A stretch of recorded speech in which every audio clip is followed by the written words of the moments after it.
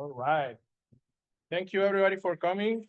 Um, Thank you for attending this Saturday. As Mark, our president, say, like everybody could be doing like something different, but we really appreciate the time and effort that you put into coming to learn, to connect with others. So I see a lot of new faces today. Welcome to Pacific Hacker Meetup.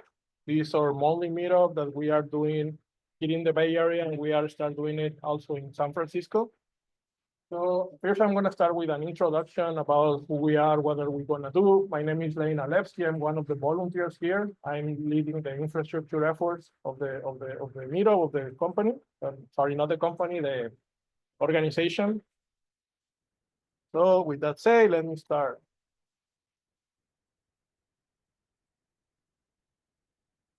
First of all, let me say something like a few disclaimer. We have a no asshole rules. That means this is a safe space. We ask for everybody to respect each other. We want everybody to be good friends here. If you at some point of the meetup feel something or see something, please reach out to me or to one of the other volunteers so we can address those issues. That's the number one ask. Please respect each other, be civil to each other. With that said, who we are, Pacific Hacker Association. We are a nonprofit. I say I'm a volunteer of the organizations.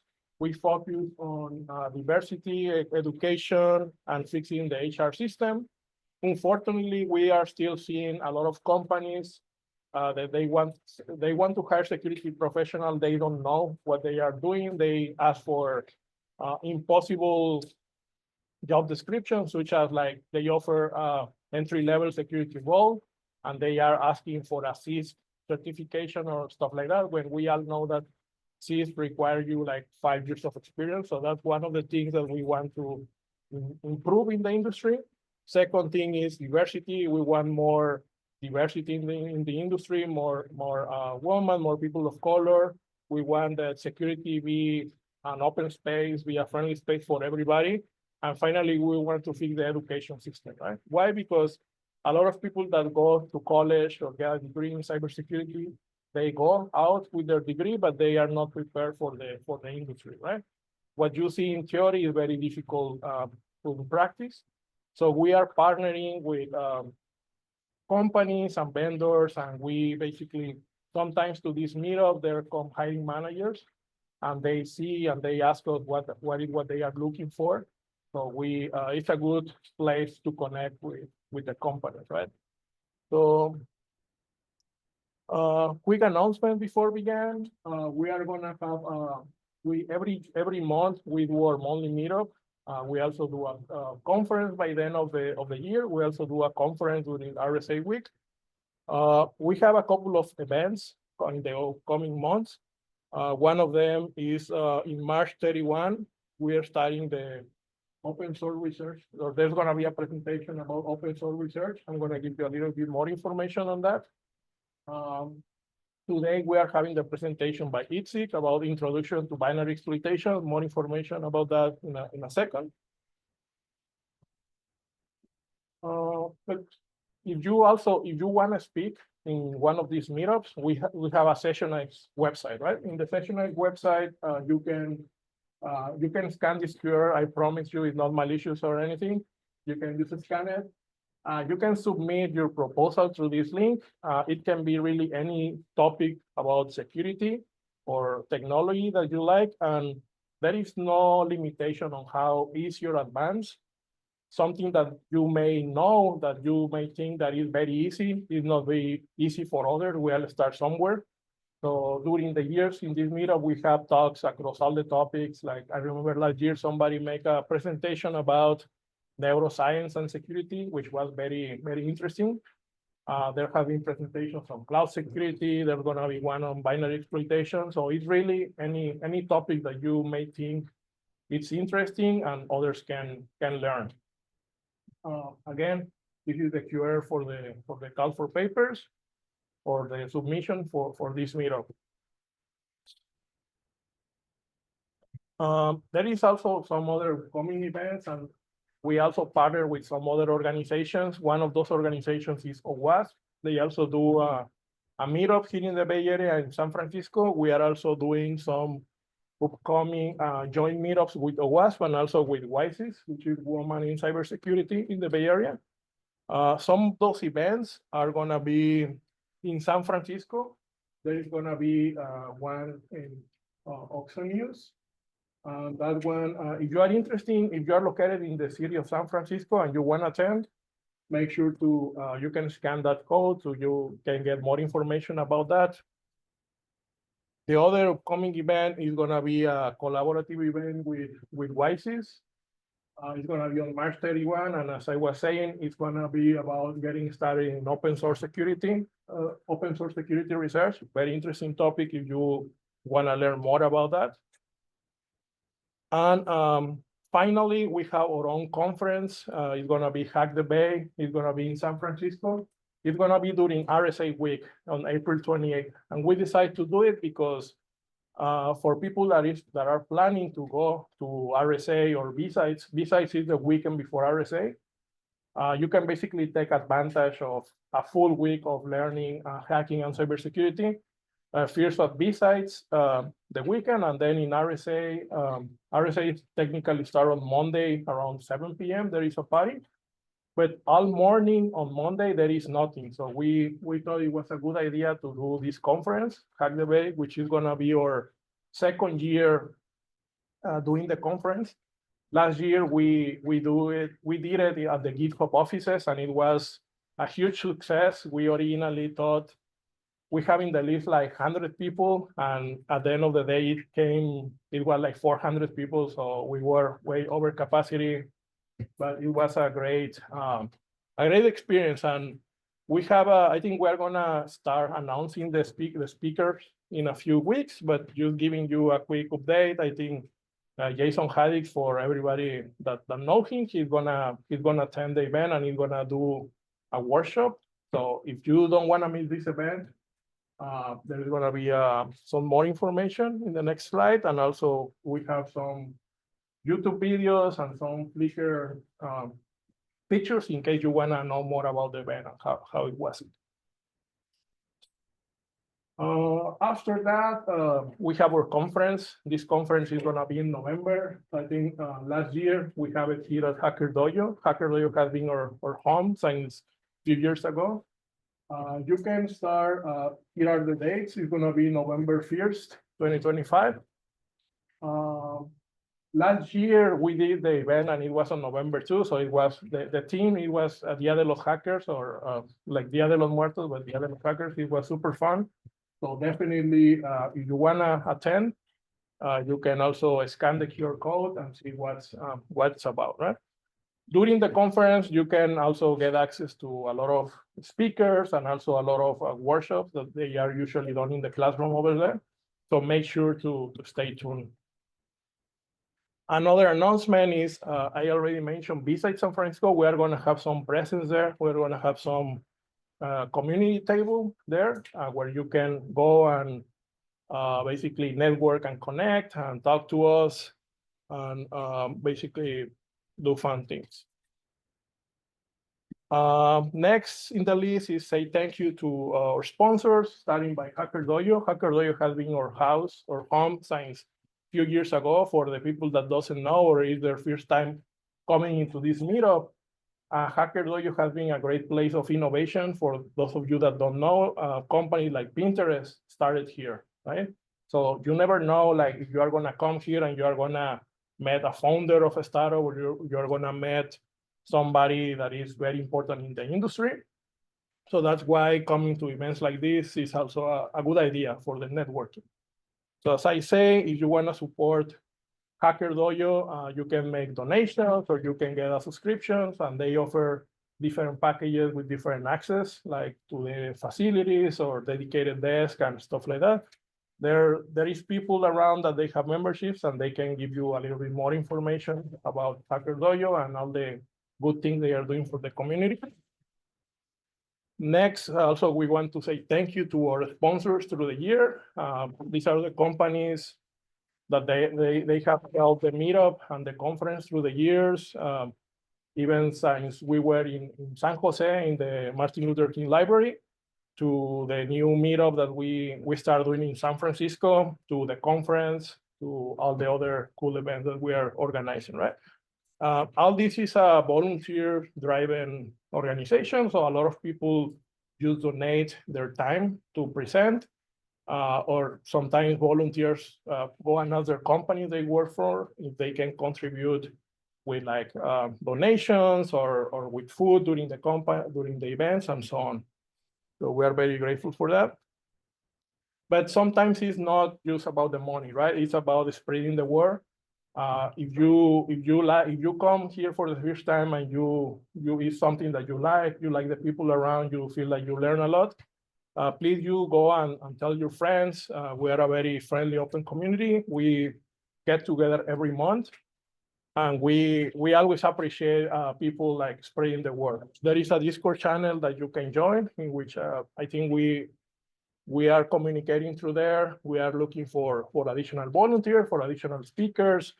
There's gonna be a CTF during Hack the Bay, the event that is gonna happen during RSA week. So we are looking for volunteers that help us write capture the flags challenges, and also capture the flag for the conference in November.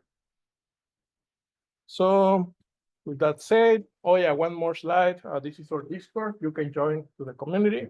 I think we are starting to try to make it more conversation in the Discord channel. So if that's a preferred method of communication for you, you should join as well. And again, my name is Lein Alevsky. I'm one of the volunteers here. Here are my methods of contacts, my email, my socials, my LinkedIn. I'm more actively on LinkedIn and Twitter. But also, if you join the Discord, you can just ping me on the Discord channel. And with that, thank you so much for attending. I know that all of you, you can be doing like any other thing on a Saturday afternoon, but instead you choose to come and learn and connect with like-minded people like you. So really thank you for coming. So with that said, I think Itzik now is gonna start doing the intro to binary exploitation. So I'm gonna give the mic to Itzik. You can join this, or you can just connect the. I think connect will be the. Yeah, let me see.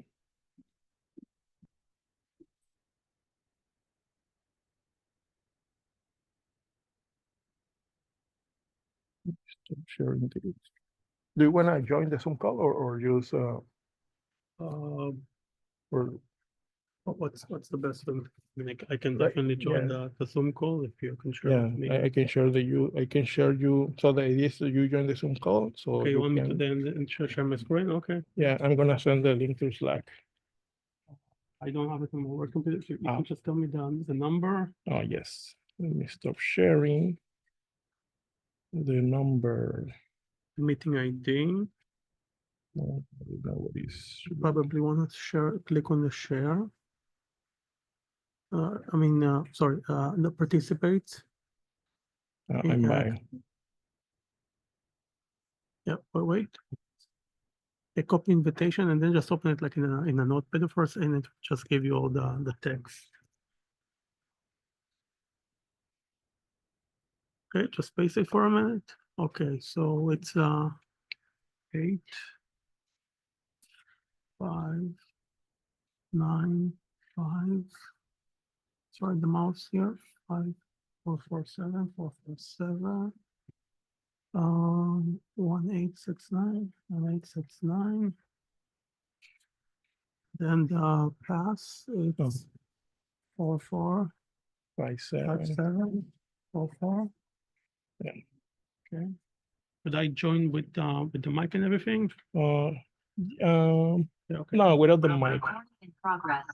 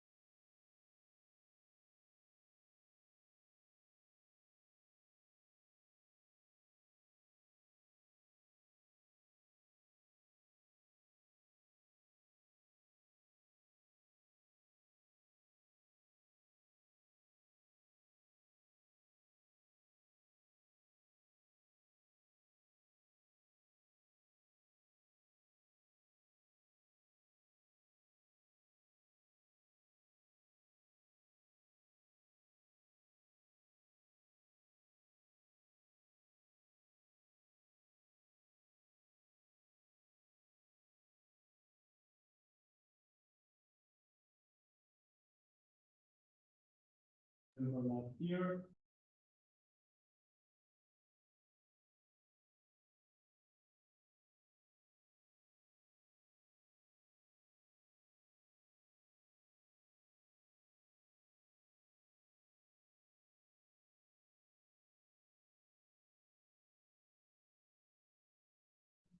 Okay.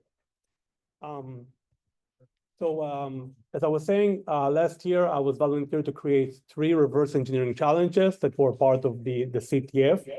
And I think that last month, Aleski and Max have presented their challenges in the CTF. The idea was that after the CTF ran its course, we will do this series of lectures, basically to kind of help people that are new to CTFs to kind of get their leg about how they should be looking at it and how they could have solved it. In particular, the challenges that I've developed have not been solved. So in today's conversation, I'm not going to be showing you the solutions because they're still valid and we're still going to use them for the foreseeable future. I'm going to develop more of them. But what I thought would be interesting is to kind of show you a little bit about the process of how I end up developing these challenges in the first place. And while developing these challenges, we can talk about how you can be thinking about solving my own challenges in the CTF in the future, as well as other CTFs as well, because there's obviously a commonality here. So today's conversation is going to be reverse engineering binaries as challenges in CTF. So as I mentioned quickly, I'm not going to be sharing any actual solutions to the actual CTF puzzles because, again, they're still up. And if you're still interested in trying to solve them after today's lecture, I hope you'll have more of an information about how you should be tackling them. So I'm not sharing the solutions just yet. I might do it in a future talk that I'll be giving. But like I said, today we're going to be putting ourselves in the mindset of developing these CTF binaries in the first place. Think about the different things that we could do to obfuscate it, to obviously make it challenging. And then from there, you will have some good understanding what I've done to the challenges that I already developed. And again, it will be a good both offensive and defensive type of a session. Okay, so today's process is going to be, I've taken one simple challenge. I'm going to present it in the following slides. And then we're going to have about 3 different iterations. So we'll start with a very kind of a straightforward challenge, and then we'll make it incrementally more and more challenging. And of course, again, during the process, we can see exactly what type of methods, obfuscation, and what kind of ideas went into the process. And also, we will be solving each one of these challenges as we go through. Feel free to follow me along during the process. Although this is not a hands-on workshop on the type of that I give exercise and check it back, but I will be providing all the tools necessary in this presentation. I'm going to be using Linux, and I'm going to be using a plain C program. There is really no need to have any, I would say, any extreme knowledge in Linux or C to follow my presentation. There's obviously going to be very beneficial if you understand the C programming language. I'm going to go into a minute here to explain why I choose the C programming language and what kind of other ideas I could have went with. But again, for today's conversation, we're going to start with a very simple C program and kind of evolve it to become more and more harder to solve.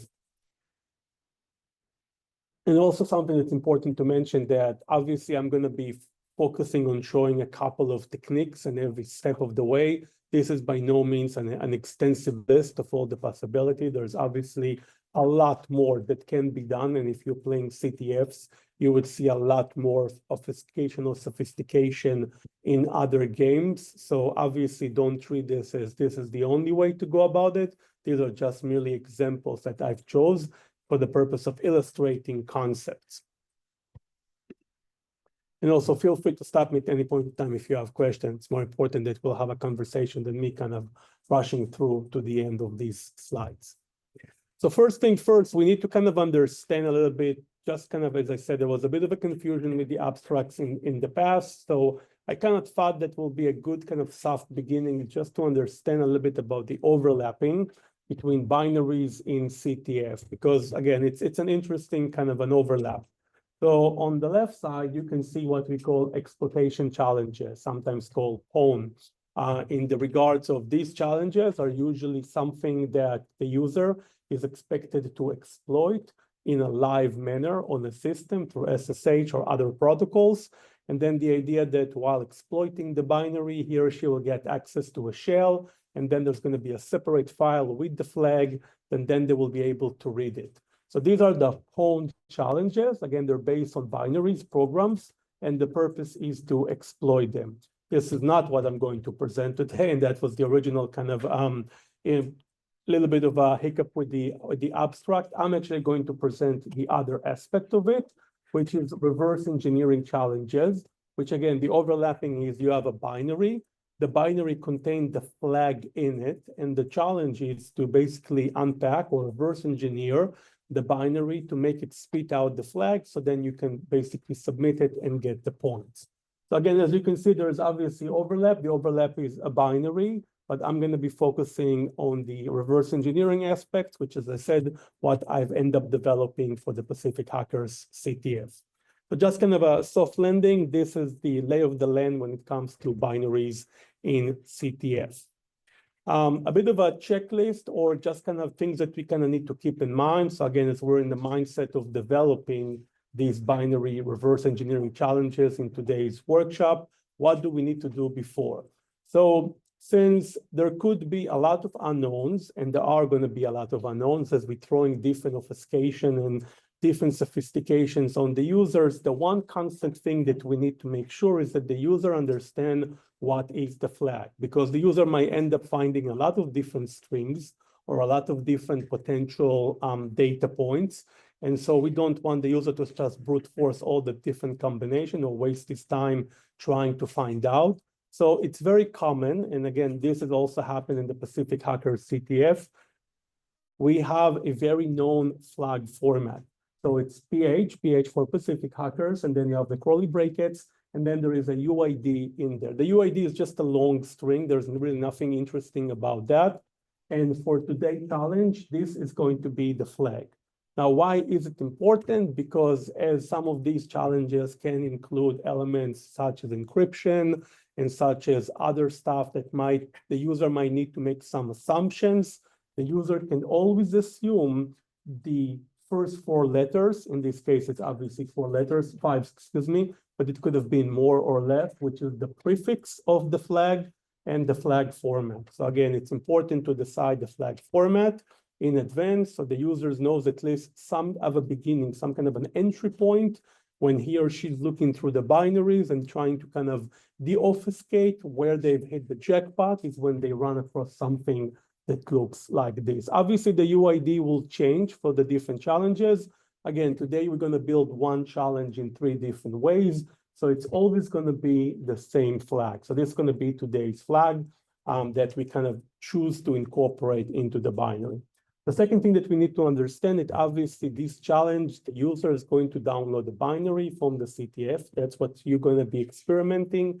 If you're going to go to the Pacific Hackers CTF, you're going to see 3 different binaries, and it's going to be up to you to either try to run it, reverse engineer it in static manners, etc., etc. These are all legitimate ways you can try to run it, and I'm going to showing you today also what's going to happen when I'm going to be trying to run some of these challenges as well. But theoretically speaking, once you download the binary, it's a free for all. Whichever way you're going to make it pick the flag, that's going to be a win. It's usually, depending on the challenge, it's usually going to be somewhere between static analysis and dynamic analysis. As we make things more progressively harder, things will require both to kind of able to extract the flag at the end.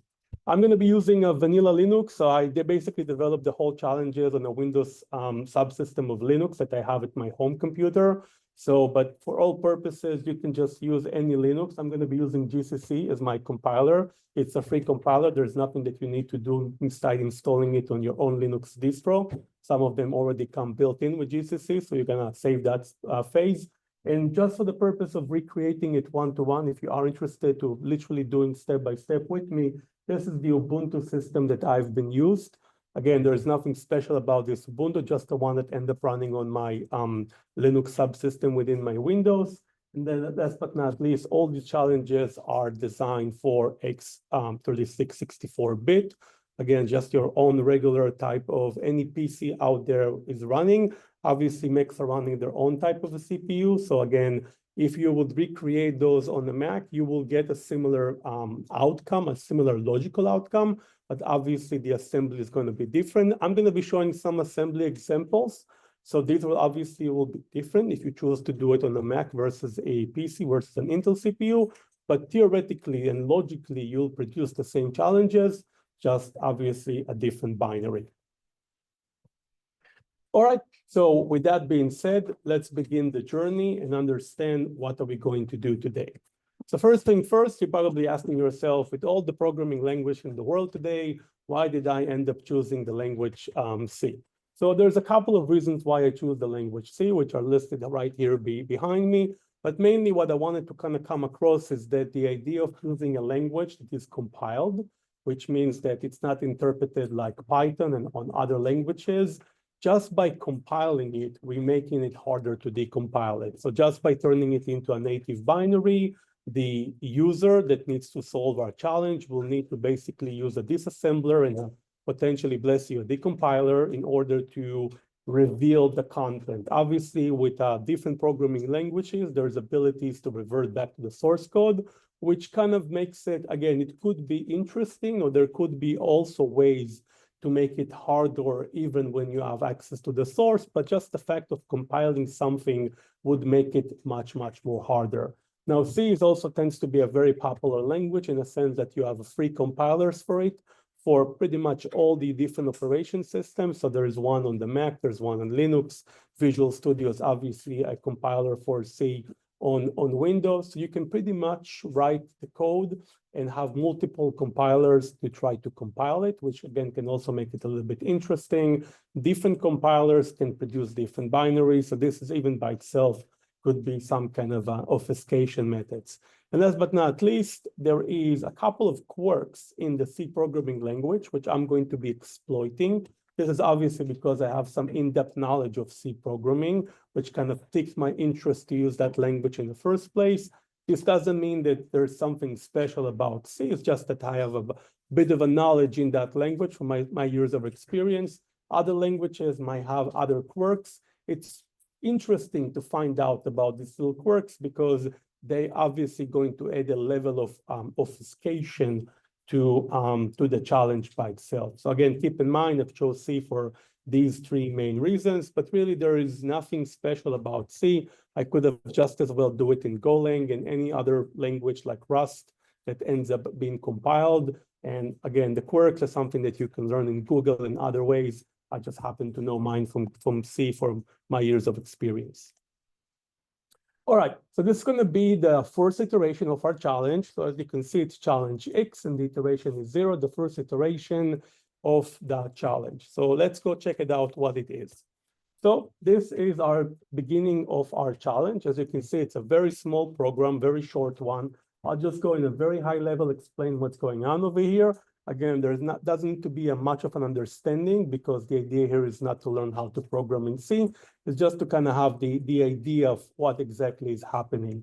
So we have a program, we have a main function, and C you need to declare a main function which will be the entry point to your program. So we have the main function. And then as you can see, we're calling a function called puts, which basically prints a string into the screen. You can think of it, it's like a version of printf, all these different types of functions that output something to the screen.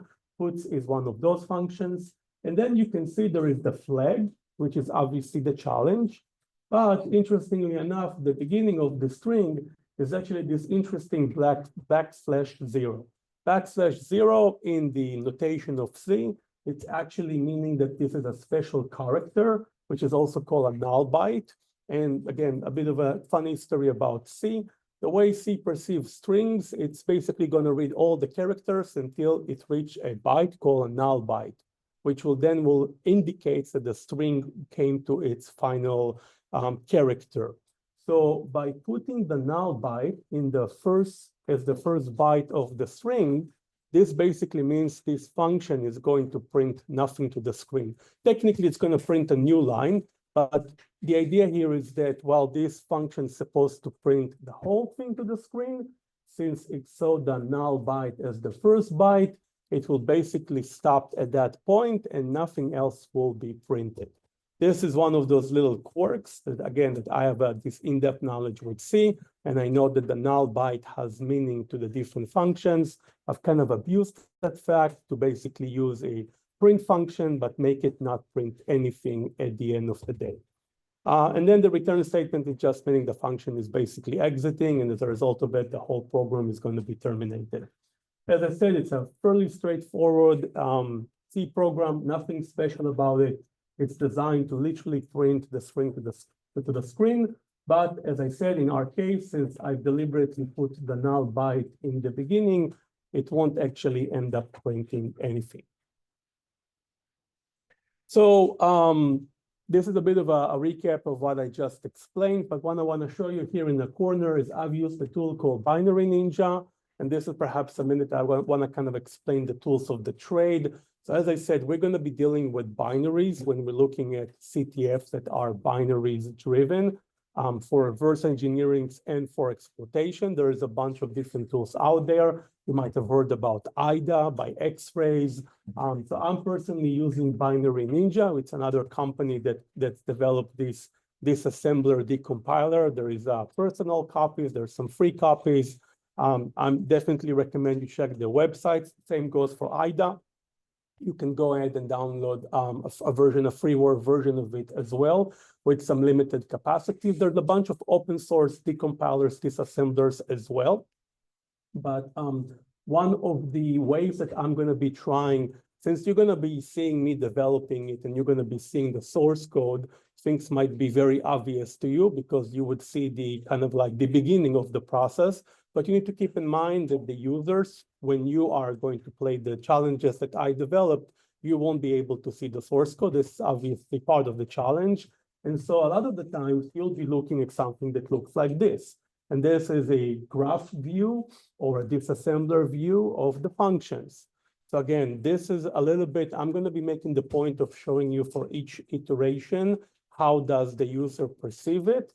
And so as you can see, when I said it's a very simple function with a very simple program, this is basically how it looks like when the user is going to be opening the binary, in this case, Binary Ninja or any other decompiler disassembler. The interesting part, which I couldn't capture in this particular screenshot, is that if I would have hovered my mouse on this reference here of the ampersand data 2008, it would actually show me the memory that it's basically addressing. And in particularly in this point, because in our case, I've not done any obfuscation of any sorts, it would actually print the flag. So essentially in this case, the user doesn't even need to run the program. Once he or she opens them in this type of a disassembler decompiler, it will detect that the string is actually coming from a section known as RO data, read-only data. It's a literal const that has been put into the program. It's never going to change. And so it's able to locate it within the data segment of the file, and hovering over it will simply show the flag. But again, we're obviously going to tackle it in a minute because this is obviously makes the challenge very much quick and not interesting. So will be, for the first challenge, I'm going to be, again, as I said, I'm going to be doing a step-by-step. If you want to follow me, this is the step to basically get the binary from the source code. So as I said, I'm using GCC, which is an open source compiler.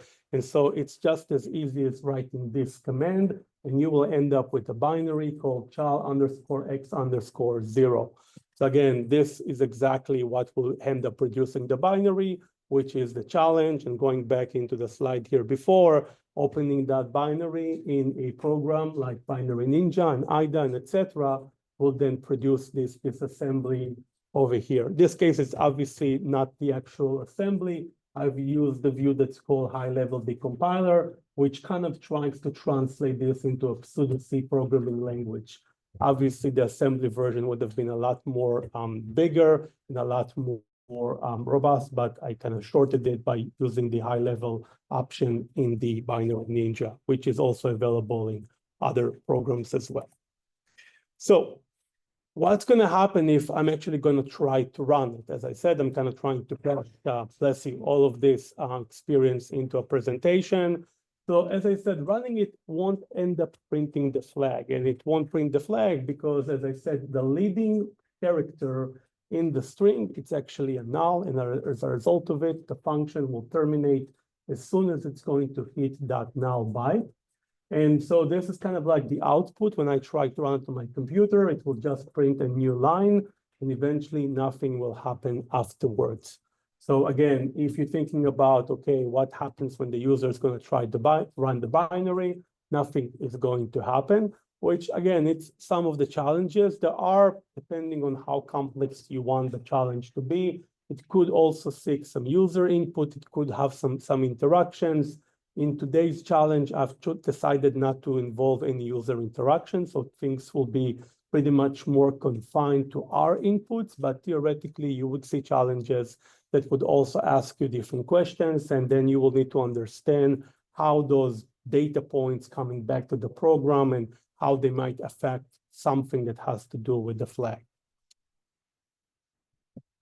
Okay, so what is the solution to this binary, right? So the solution is actually a pretty easy one. So I've used another open source tool called Strings.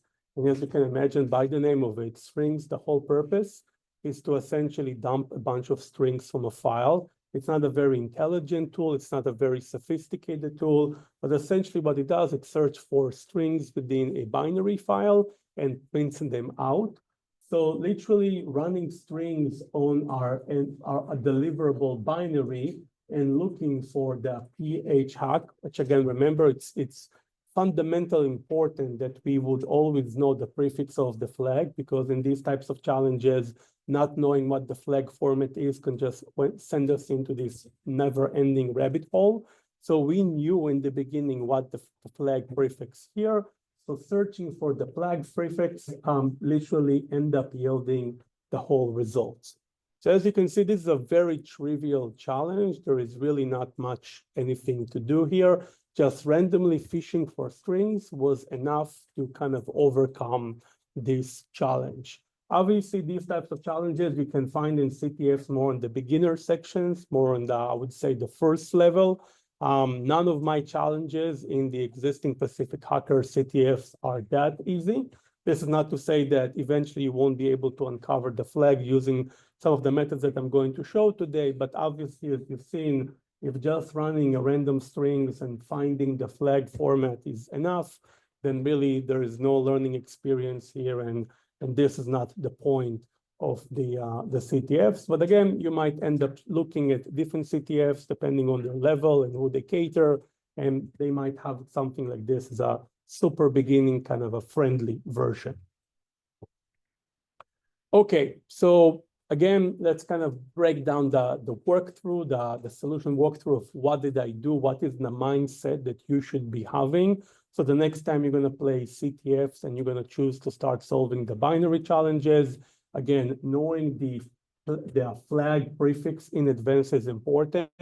And all the big CTFs, or I don't want to say professionals, because I don't think it has to do with professionalism, but the major CTFs vendors out there at least pronounce or announce in advance the flag prefix. The same happened with Pacific Hackers. All the Pacific Hackers challenges that I've developed have the same PH hack curly bracket type of a format. So again, when you do look on our own CTF, this is a knowledge that you already have in mind.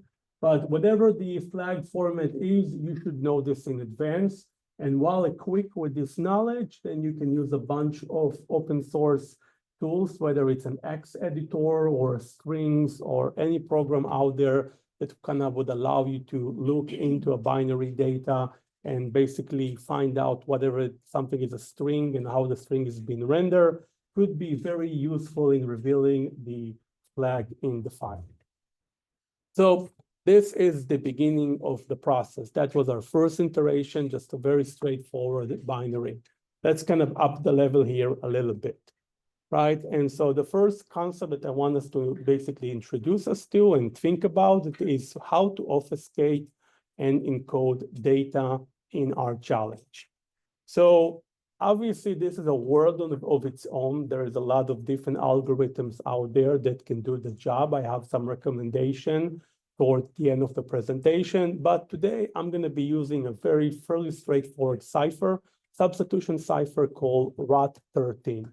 Basically, what ROT13 is doing is a substitution cipher. It takes one letter and substitute it with another letter in a very predictable manner. So essentially, if you would look in the title of my presentation, this obviously looks like a gibberish to you, but essentially, if you would go to a tool like CyberChef, which if you don't know it by now, it's a great free tool that people are using all the time when they're playing CTFs. It allows you to basically experiment with different data formats online without basically registering or downloading any software. So if you would go to CyberChef right now and you would choose the ROT13 cipher and you would enter this ZRRGEBG13 into it, you would see that it will then decode it into meet ROT13, which is the original text. So basically, what are we talking about here? We're talking about a way to obfuscate the flag so it won't be as straightforward what it is.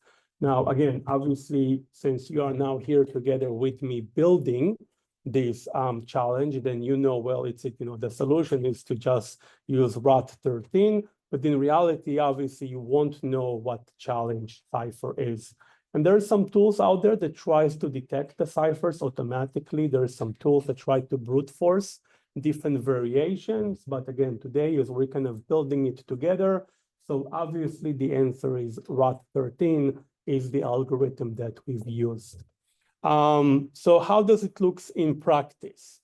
So in practice, we have taken the string, which is our flag, which as you can see, it's pretty much in this variable called encrypted at the bottom. You can see an interesting thing about ROT13 is that it ignores characters that are basically not alphabetical. So as you can see, the curly brackets are actually remains the same. So they actually weren't hidden or obfuscated, which again, some of you can consider this as a bug or a feature. The idea here is obviously there are different ciphers and different sophistications. Again, ROT13 is obviously not the strongest, but the idea here is that this is the flag after I converted it into a ROT13 string, right? And so this is the function that decrypts ROT13. Again, let's not go into the details of how it does it, but in a very straightforward manner. So we have a loop. The loop basically goes byte by byte until it encounters a null byte, because as we said in C, it's very common to stop processing strings once we witness a null byte. And then for every character, depending on the range, you can see I'm looking for whether it's A to Z or A to Z.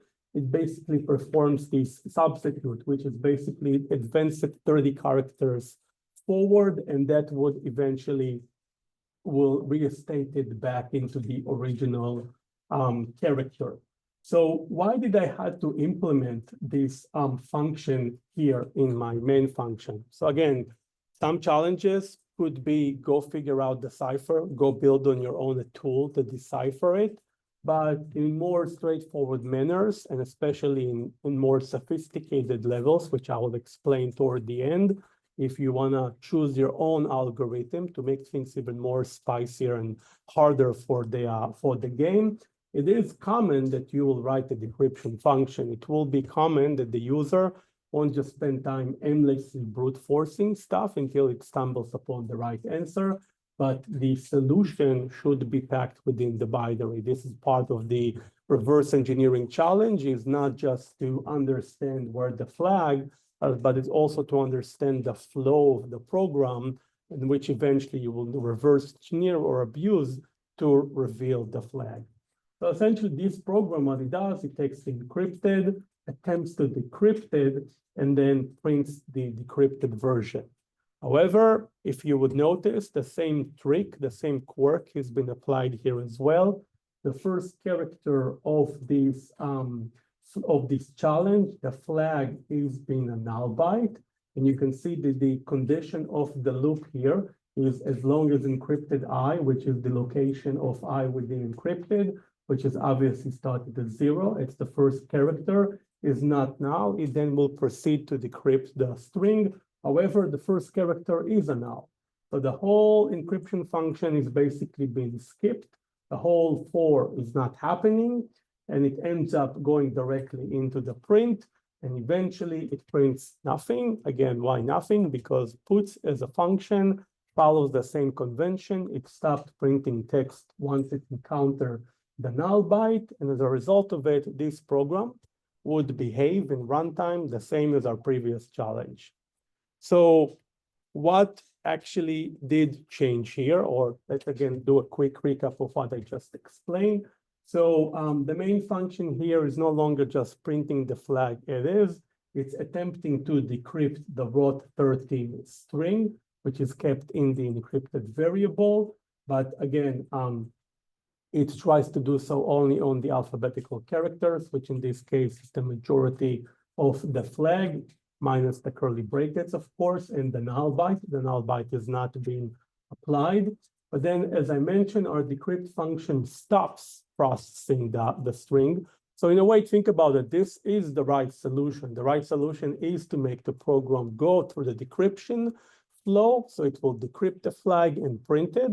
And again, I'm a little bit alluding to the solution of how one should be fixing the binary here in a minute. But the idea is that the recipe, the ingredients are there.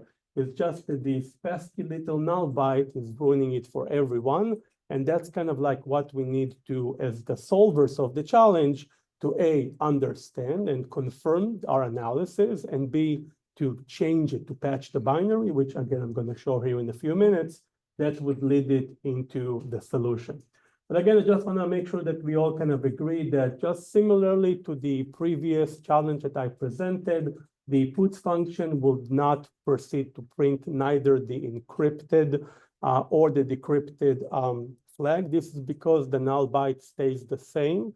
Again, if I go back here, the null byte is not being processed by the decryption function. It constantly stays the same. And so when it gets to the puts at the end of the code flow, it still has the null byte in the beginning. So again, nothing will be printed to the screen. I'm not going to show the execution again because it looks pretty much the same as I said. But it's important to realize that the same quirk has been applied twice. Once to skip the function, the decryption function, and twice to make sure that puts would not print anything to the screen. So what's happening right now if we're going to run strings? Let me just move the little zoom icon here so you can see the actual command. So basically, again, you saw previously that running strings have yielded us the actual solution. So I ran string here as well.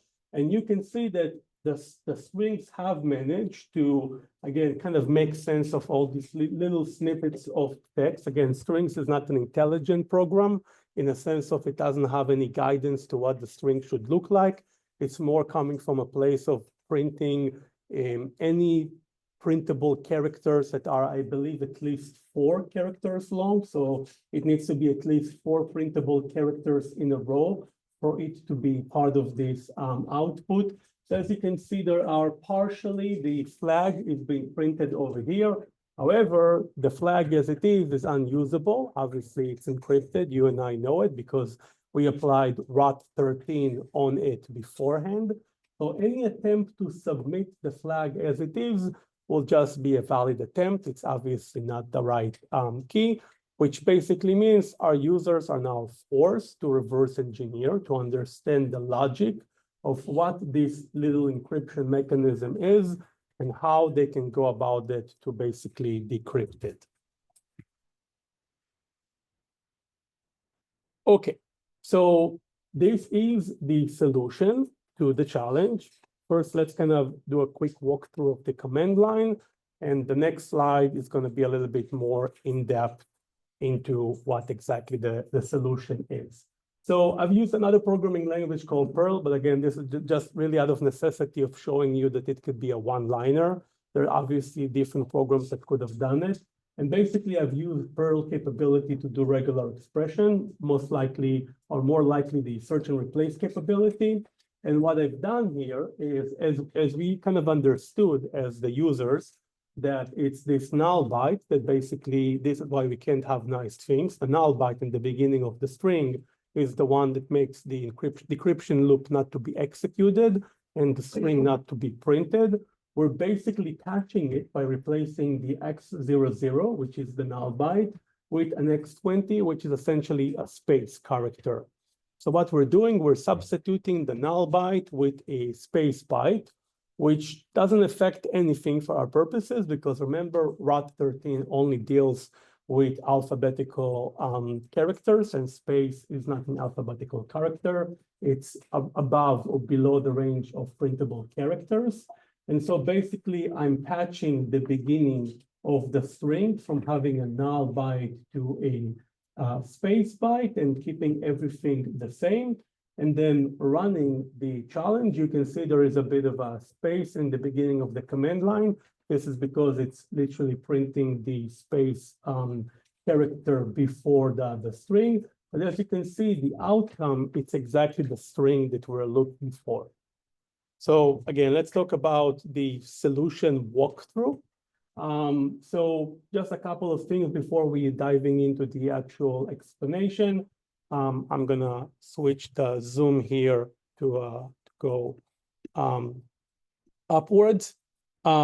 So you may remember in the beginning, the first version, the first version of our challenge, the graph output was something like this, because there were no conditions, no branching, no jumping. It was just a straightforward code, top to bottom. So it was as simple as that.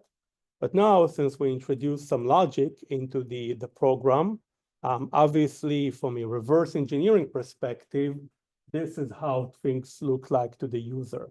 Again, if you would have opened the binary without any knowledge about what's going on, or obviously not privy to seeing the source code, you'd have seen this screen, which again, obviously these different arrows are representing a case of a true and a false, which again, you wouldn't know which one the program will take. You will then have to start running it and debugging it, putting breakpoints to basically understand step by step what is it happening and whether it's the right thing or the wrong thing to do.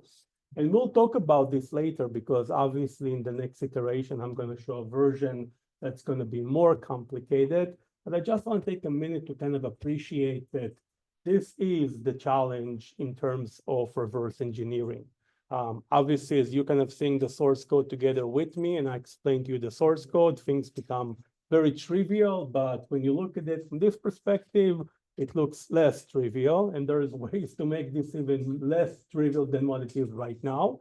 And we'll talk about it in a second. But I do want to kind of point out that the challenge is when you take these binaries from the internet and you try to understand their logic, you'll be seeing a lot of these graphs with a lot of these arrows.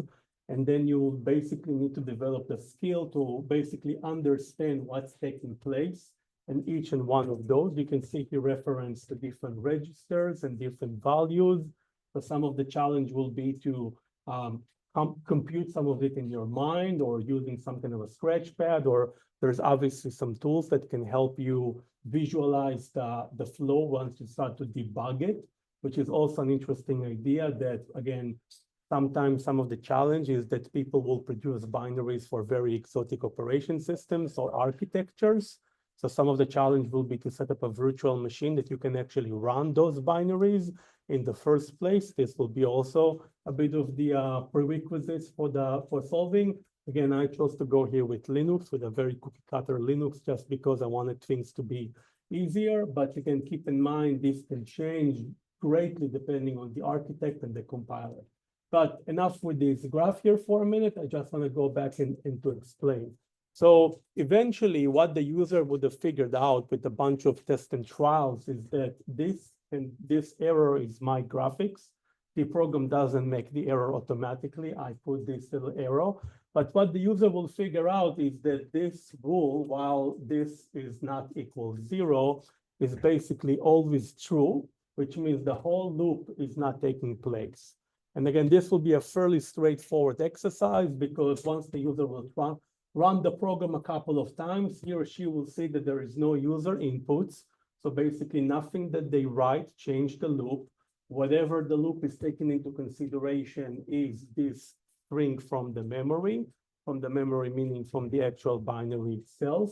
And so then they will very quickly realize that this is basically a null byte in the beginning here. And that is the problem, that this null byte needs to be removed.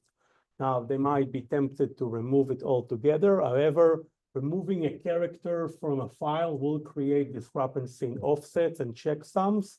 So it is possible to remove characters and then recompile all the checksum to make sure the binary is going to be, let's call it legitimate, but it's also very easy to just patch it the same way that I did, just replacing it with a benign character like I did with space. And so essentially, that would be the first task, is for the user to understand that the loop is never taking place, and it's by design because the null character, which is 0, is always going to be in the first position in the string. Replacing it will then get all these code to happen. And once he or she doing it, they will see that the outcome is actually the flag being decompiled.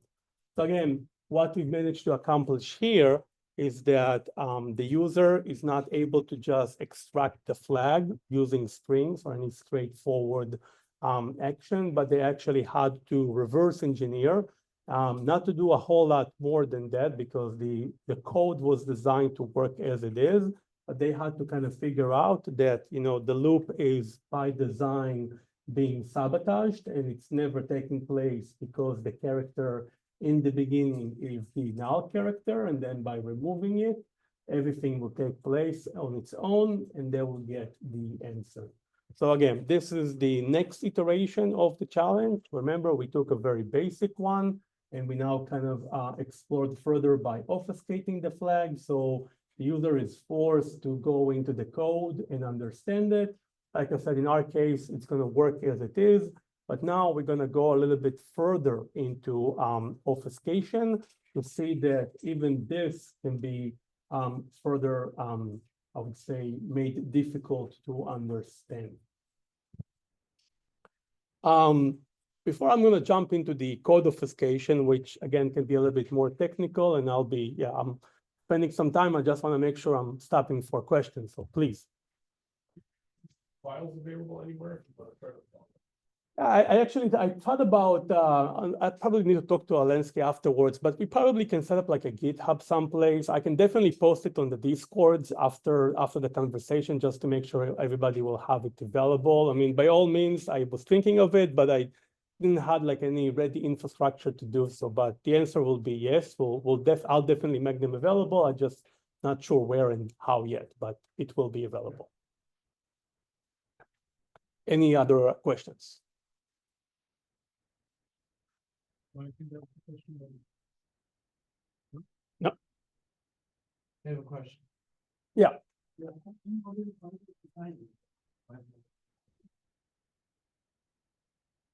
You're actually raising a very good point that, you know, in some compilers, optimization can take place and remove redundant functions or redundant variables. There is actually ways to also overcome it by disabling the optimization. Particularly when I play with the GCC, I did made sure that the default state won't be optimized. So again, you're right that certain compilers might make the code more flat and less complicated, but you know, for that purpose, as a person that writes a challenger, you can either try to force the compiler not to do optimization by running it with like -0. That will disable the GCC. I did not have to use it over here, but that will be the way to disable it in GCC. But there's also keywords like volatile that you can put in C programming that will make the compiler be wary before doing certain things. But you're right. Just to kind of repeat the question here is that compilers have optimization. Obviously, compilers designed to create the most efficient code out there. So they're literally trying to say, okay, the user might not have noticed, but this and this and this can be redundant or can be composed into a single flow. And this is obviously counterproductive, excuse me, because it can create a much simpler flow of code, which is definitely what not looking to accomplish. So yes, if you end up compiling it and you're seeing, I'm not going to say similar because different compilers might end up choosing create a a little bit of a slightly different variation of this branching. But if you see like a situation where everything looks like a straight line, which will be an indication of a very big optimization because the code will be very linear, then you should be looking to see how you should disable the optimization. As I said, in the examples and the Ubuntu that I've used, optimization disabling was not necessarily, so it should work for you like it worked for me.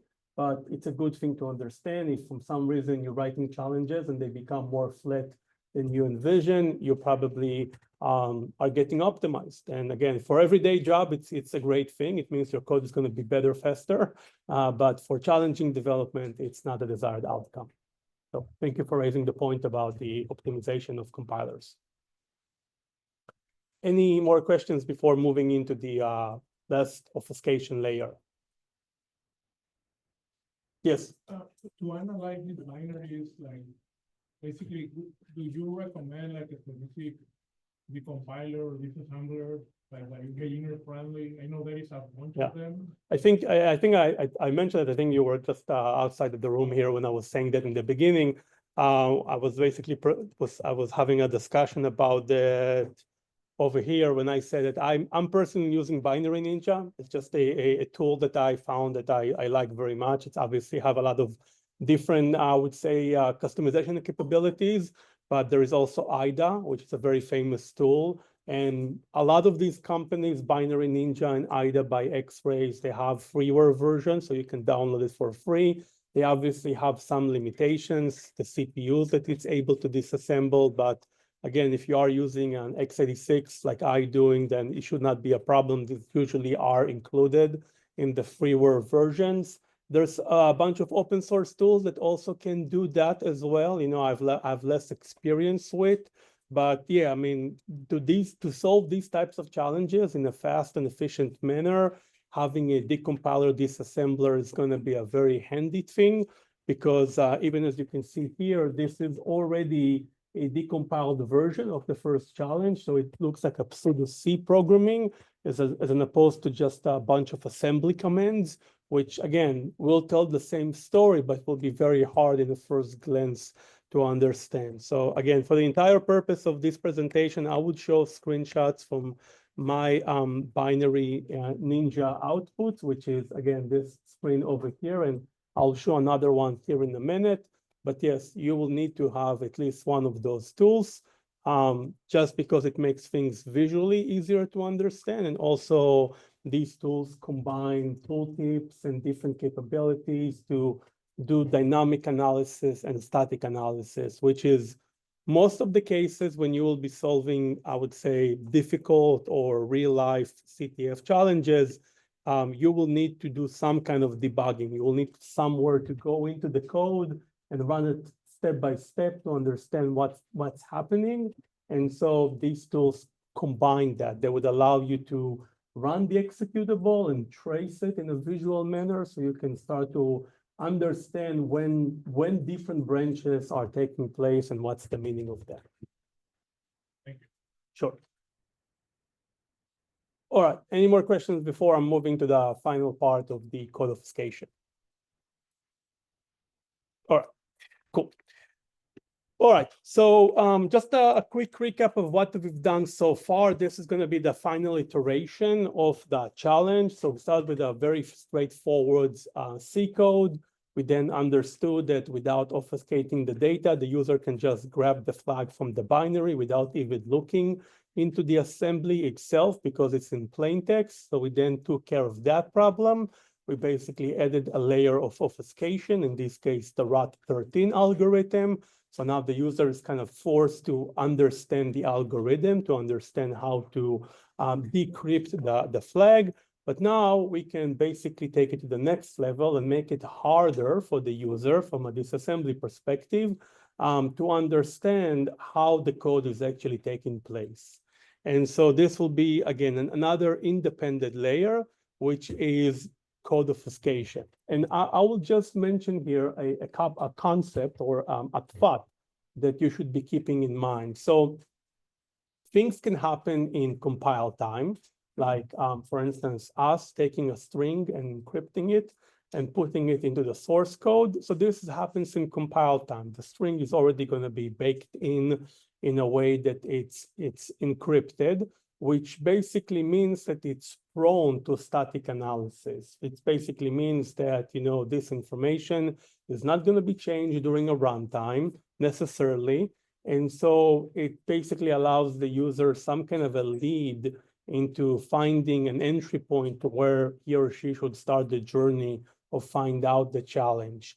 The opposite of it will be to do runtime. Runtime basically means that everything in the program is being computed or generated in runtime. As a result, when the user will observe the binary in a statically manner, he or she won't really understand much what's going on because, again, everything will be built as the program is being executed, which then will force them to go even further into debugging and reverse engineering. And so a lot of the challenges are obviously relying on runtime to make things harder for the challenge to be solved.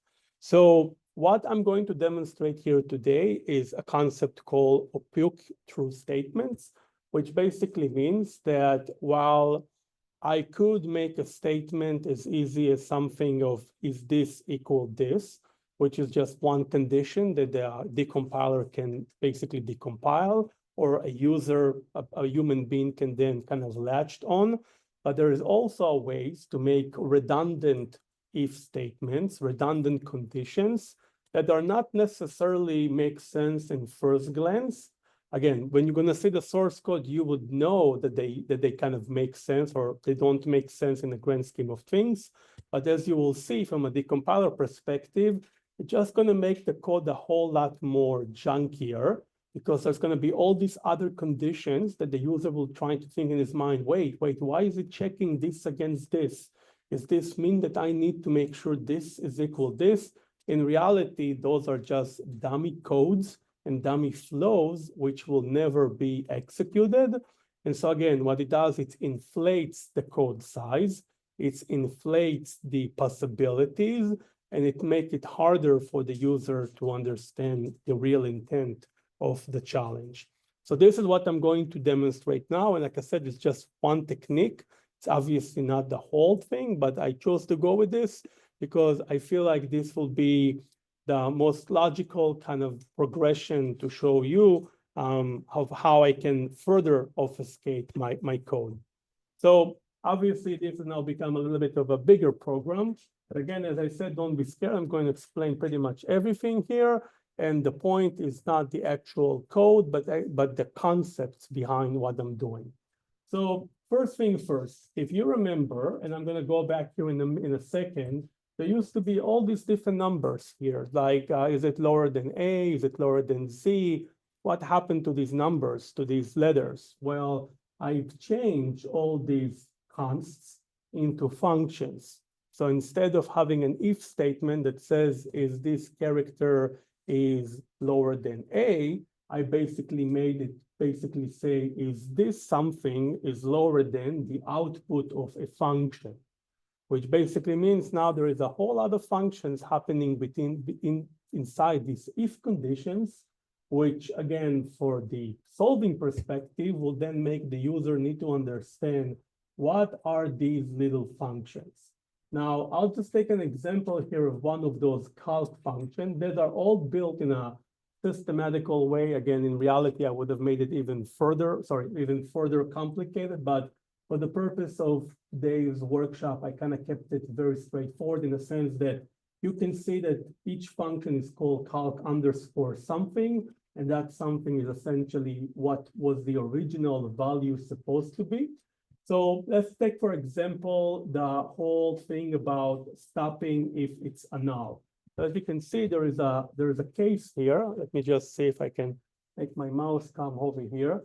So there is a case here when we check if the character is actually a null, and if it is a null, we break. This, if you remember, and I'm just going to go a couple of slides back here.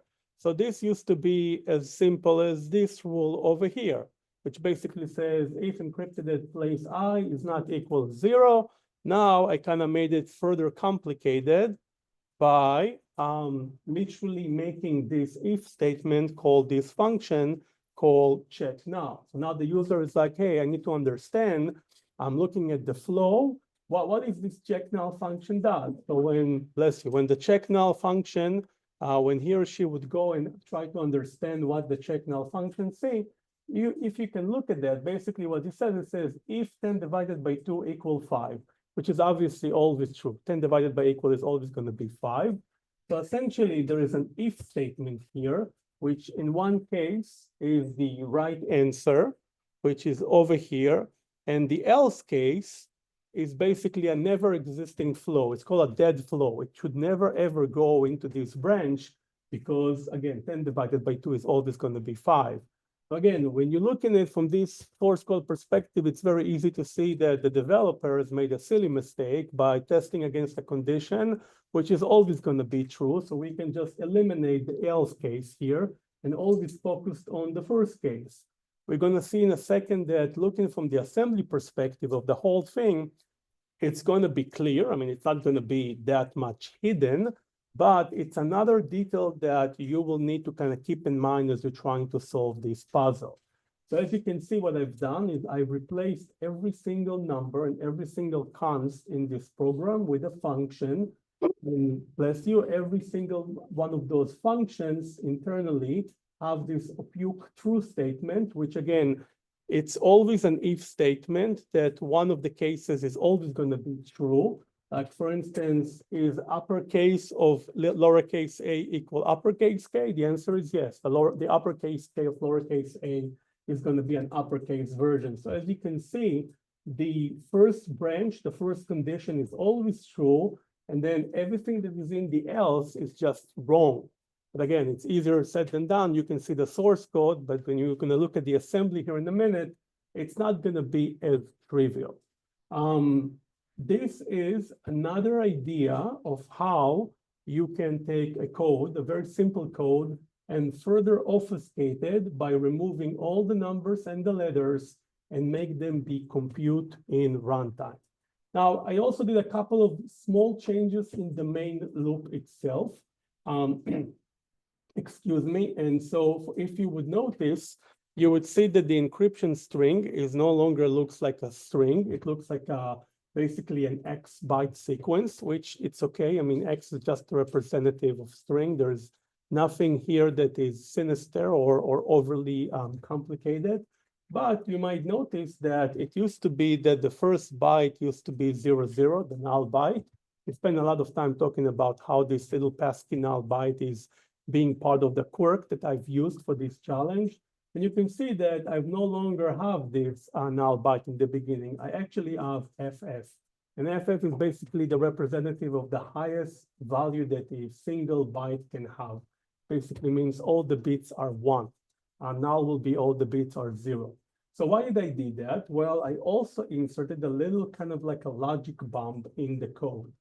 So you might remember I said previously that ROT13 ignores any characters that are not printable. So the first two branches of this loop is lowercase, is uppercase, are actually dealing in the case of the actual ROT13 encryption mechanism. And the final else case here is basically what happens if we have a character that is not alphabetic. Now, FF being a value that is not printable and not alphabetic basically gets into this branch of code. And the first thing that I do is I invert the byte, which basically means every bit that is a 1, I flip it back into a 0, which technically means that I took this FF and after applying the the bitwise not, I turned it into a null byte because in FF, all the bits are 1. And once being inverted, all the ones become a 0. It basically become a null byte. And so what I do here is I make this check. Well, if the result is a null, I break from the loop.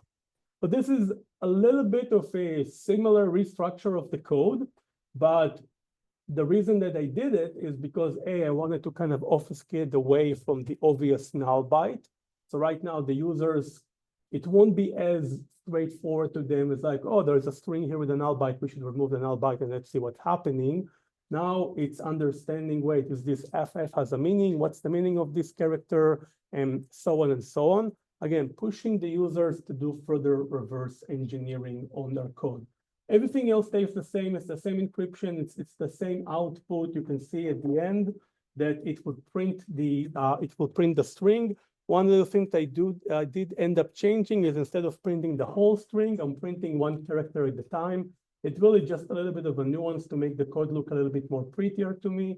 But in reality, once the user gets rid of the FF and change it into basically anything else like a space, the program will work. Again, this is an insight that you can understand by looking at all this code and hearing me talking about how I built it. But soon you can see that from an assembly perspective, it's not going to be very straightforward. So let's do a quick recap of what I've done in the source code and what's going to be, again, the difference here. So as I said, I've changed every literal integer and character in the code from just being a const into being some kind of an obfuscated function. And that function is basically going to return the value. But before doing it in a straightforward manner, it will have all these fake always true conditions, which again, designed to make it harder for the people to understand that this is in reality going to be true all along, and they will waste time and cycles to understand what are these rules in the first place.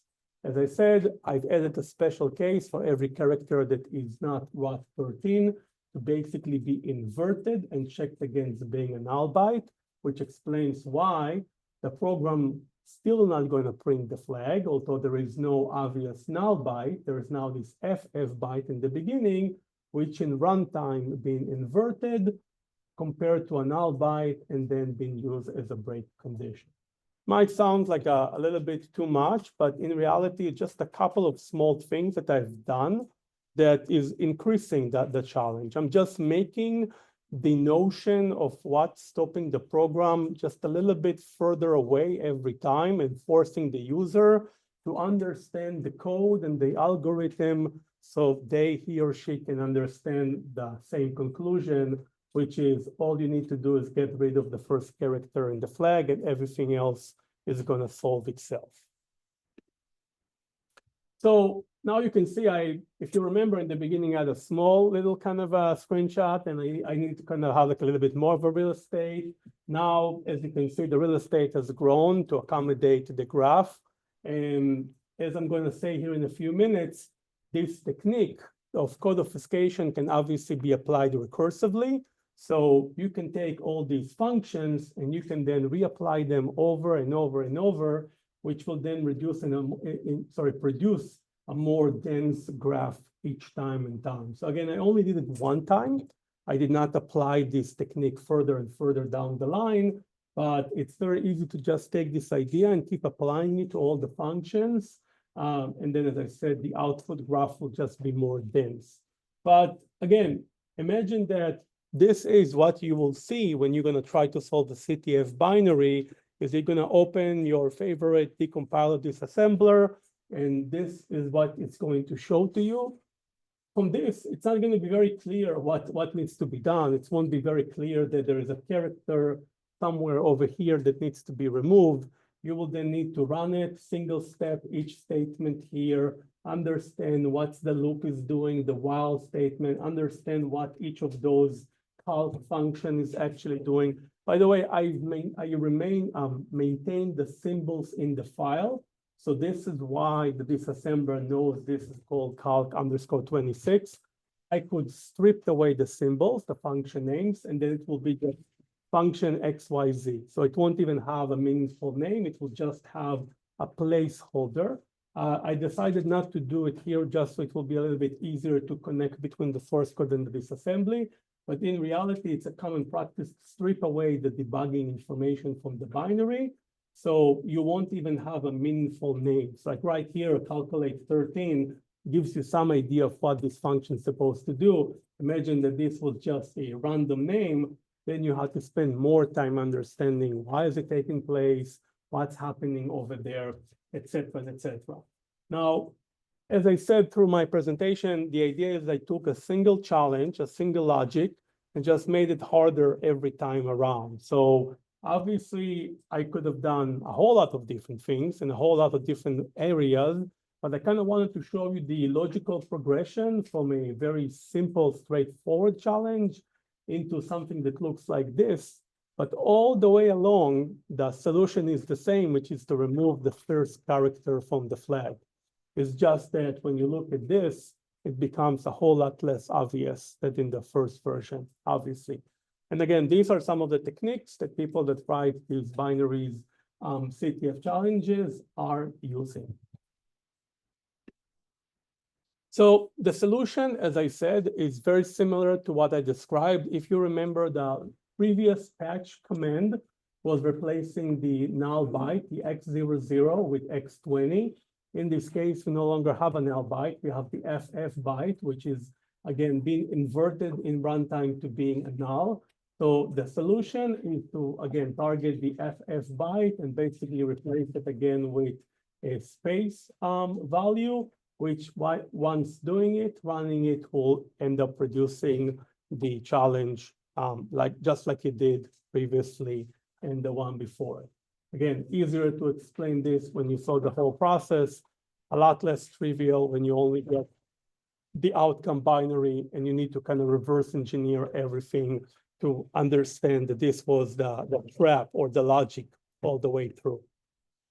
So again, walking through after some debugging, that what you should have done if you would never been privy into the source code and the explanation. The idea was that after some debugging, you'll then understand that the FF byte falls into this case statement where it's been inverted and tested against a null byte, which then makes it true and then makes it break the whole loop. And so as a result of it, you would then understand that, hey, what happens if we're going to replace this FF byte or change it to a different value? And that would have kind of lured you into doing so, just like I did with my one-liner Perl command here. And the end result would be that it ends up spitting the flag in the correct form. So that was kind of like the journey that I wanted to kind of walk you through here today. There's a couple more slides that I kind of want to show you the art of the possible. And then it's pretty much the end of the presentation.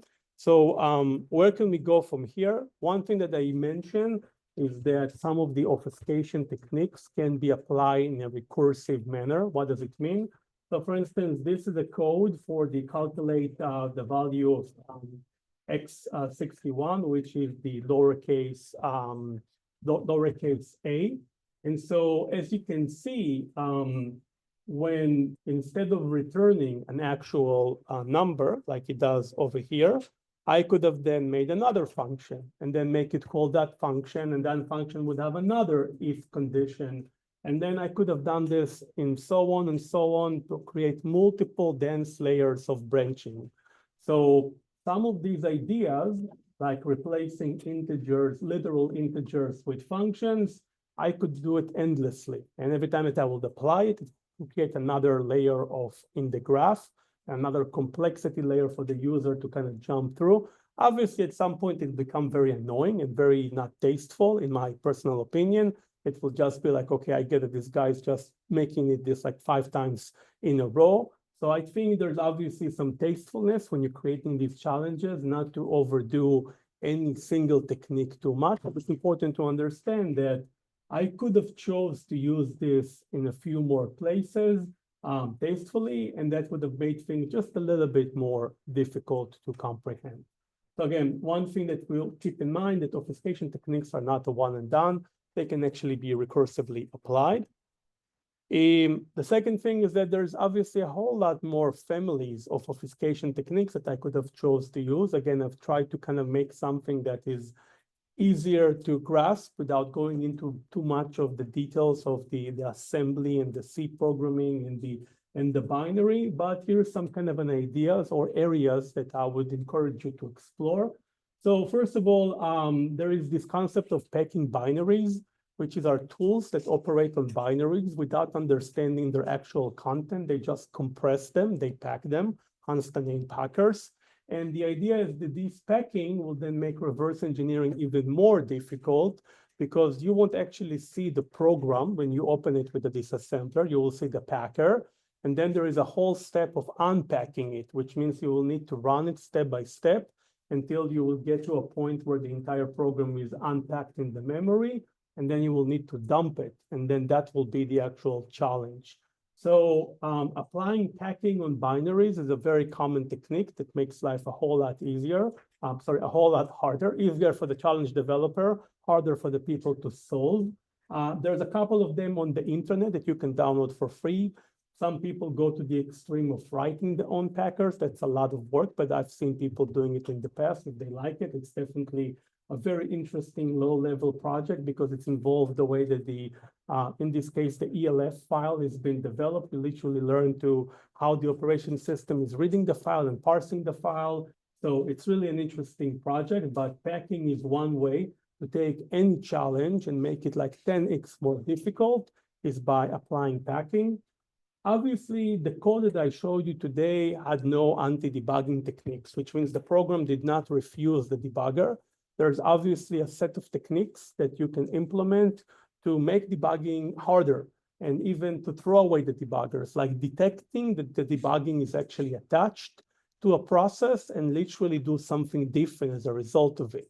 So again, imagine there's a dense graph, you're trying to kind of follow the logic of the graph, you're running it in parallel, and then the code is end up doing something A, and in reality, when you run it without the debugger, we're doing something B.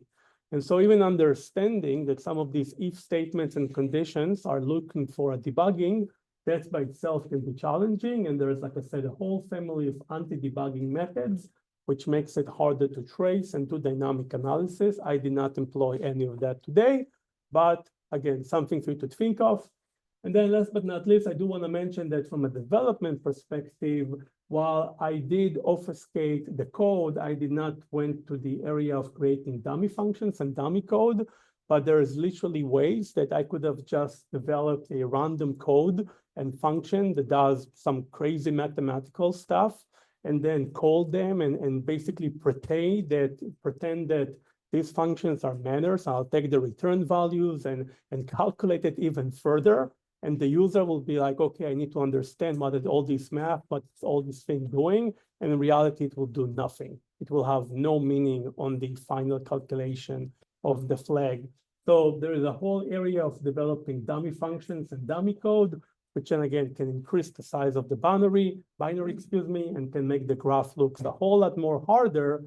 And the whole idea is just to throw people off the goal of what really matters. And like we said, like you saw here on my latest graph, every little change in the source code can potentially increase the size and the density of this graph. And this is what you would be facing when you solve the binaries, is you'll be looking at something like this. You won't have the source code. You won't actually know what's meaningful and what's not.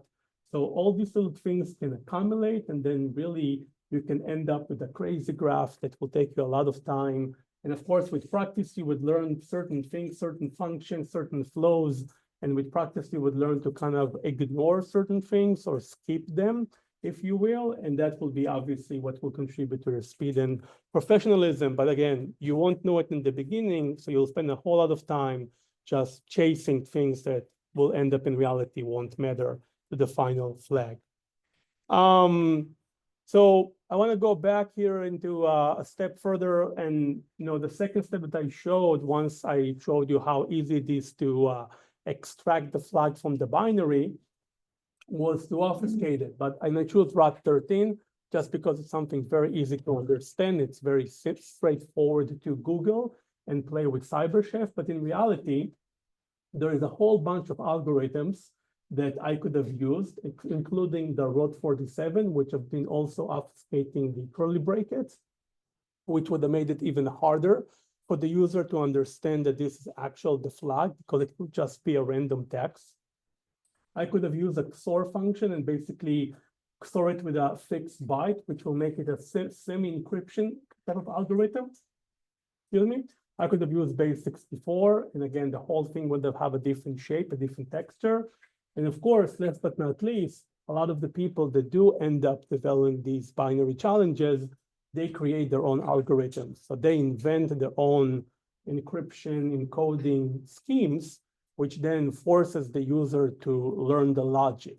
Because if you choose to go with something that is popular, like any one of those algorithms, then there's already tools out there. I showed you CyberChef, it's one of those tools, but there's also other tools that can detect XOR functions and things of that nature, and can pretty easily give you a clue to how to unravel or how to undo the obfuscation. When somebody goes to the length of inventing their own function, and let's put aside how good or bad it is in reality. This is not like a commercial product that needs to extend some adversaries, but the idea is just to make things complicated. There's a whole lot of ways that people can make things complicated, and the only way to then understand how to decrypt it will be to learn the code, extract the logic, build like kind of like a Python script that implements it, and then use it on the payload to proceed further. This is a very common thing that you can see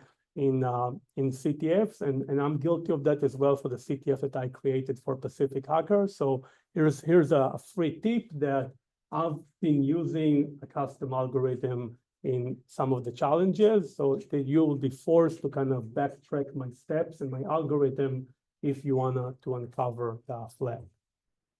And that's gonna be all for today. Thank you. Yes. Even the CTF challenges that you made, are those hosted or available? Like, could we look at those? Yeah, I think honestly, you can probably answer that better. These ones are like actively being used for the CTF. They're gonna be available for Hack the Bank.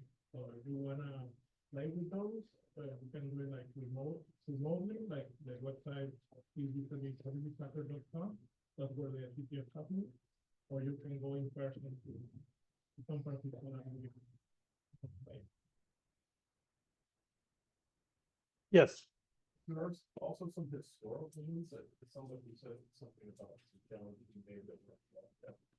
Yeah, I mean, these are the same ones. So I made 3 challenges that I believe that they were not solved. But I think maybe one of them were solved. I'm not sure the latest stats, because they were being used for a couple of these couple of conferences. So I think maybe one of them has been solved, but I think the majority of them are not. And I'm going to create more of them for Hack the Bay, and so I'm kind of going to increase more and more as these were being solved. I'm obviously going to come up with the new ones as well. Yeah, so basically the one that has been solved, we can release, and the other ones, no. Yes. 2 questions. One, for that lost XOR obfuscation. In that case, like, would the key, are we looking for then the key that might have been used to XOR? Like, so that would be one. Yeah, step. yeah. Okay. That could be one challenge, is to understand what's the key. And again, going back into the example here, is that instead of the key being something that is constant, it could be a function that does a bunch of stuff, and at the end, that function returns the key or the byte of the key. And so again, understanding where's the keys coming from or how is it being calculated is going to be a challenge. I got here, like, but are these slides right? I think that there will be. Yeah, we can share them on Discord channel.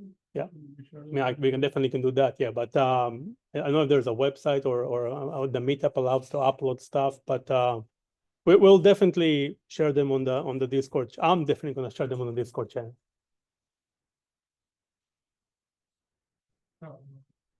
You talk about the anti-bullying techniques, which is very interesting. Have you encountered even like in challenges or like in a real malware situation in which the graph is doing something, but then at the execution time, something different is happening? Yeah, I mean, it's actually very prevalent in sandbox escaping or sandbox detection. If a malware understands it's running on a VM or running inside a sandbox, like a VirusTotal, then it will detect the presence of that. It could be through, there's many ways to do it, but checking the username, some kind of a path to a configuration file. Once it understands something on the machine, tries to observe it, and can then do just benign things. So it won't trigger that particular security control, but then on the actual endpoint, the workstation, it will then resort to a different flow. And so again, some of the challenges that when you do dynamic analysis, you can only see the flow that works on your computer. when you do static analysis, you can see all the possible flows, but then it's so easy to inflate the flows in a program that then to manually trace or manually figure out which one will happen where could be an endless job. So that's why it's always a combination for malware analysis in particular, which, by the way, this is akin to malware analysis in terms of skills and knowledge. So for malware analysis, the combination of running it in a sandbox environment and doing static analysis and trying to understand in which places the malware is detecting you or detecting the presence of security controls, and then patch it and then continue running it so you can try to kind of see what's the end game of the malware will be. But yeah, it's very common for malwares to have a code that will detect anything from VMware to antivirus on a workstation, to particularly anything that they would suspect it's not the real target that they're after. And then a follow-up question on Sure. that. Just because AI is getting everywhere, have you seen like popular tools using AI that are helping with the manual inspection of binary hunting? I actually play with it. I actually try to send a couple of different vendors, source code and ask them about, whether it's something it's malicious or not. So again, to some degree, it can detect obviously, strange things in the code. I think that the challenge here is, if I'll go back to this, both as a picture and as a text right now with the limitations of AI. So keep in mind, this is just the graph of the main function. In order for the AI to understand, we also need to paste the code for every other functions. So in terms of a context window, it's just not big enough to see the whole thing. So the challenge right now is even try to convey the whole malicious code to the AI will be challenging. But theoretically, given that the context window problem will be solved and you can send endless amount of information to an AI and it can store it in one place, then I believe it could potentially be a game changer for detecting malicious things in a static way. Yeah, so in terms of context window, I think Gemini is the one that has like 2 million tokens. You just advertising Google because you work there. That is, without being biased, but I wonder, because I don't know much about binary analysis, if 2 million tokens is small, like for a big binary or for. Yeah, I mean, so for a CTF challenge, it's going to be the right size, right? But like for a real life binary that, depends on I mean, I obviously did not use any third-party libraries here. I could have used OpenSSL. I could have done a whole lot of things to complicate things.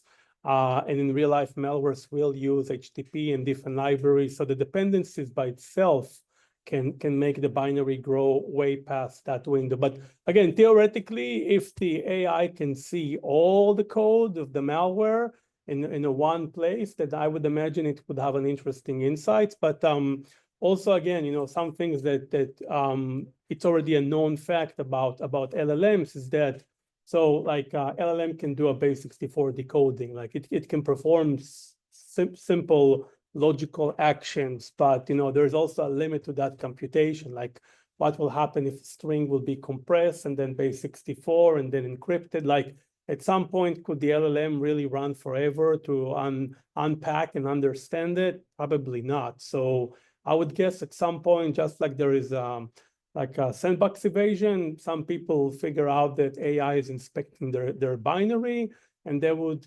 introduce enough layers to make it give up halfway through. But great questions. And again, just to kind of reiterate by the last comment, that there is similarities between doing this type of job and understanding these types of I would say challenges to looking at malwares, because when people research malwares in the industry, they obviously don't get the source code, or they obviously don't get to speak to the malware author. All they have to do is look in these graphs and try to understand what is that thing is doing, how is it doing that, how it can be stopped, and things of that nature. So reverse engineering CTFs are a good exercise for malware analysis.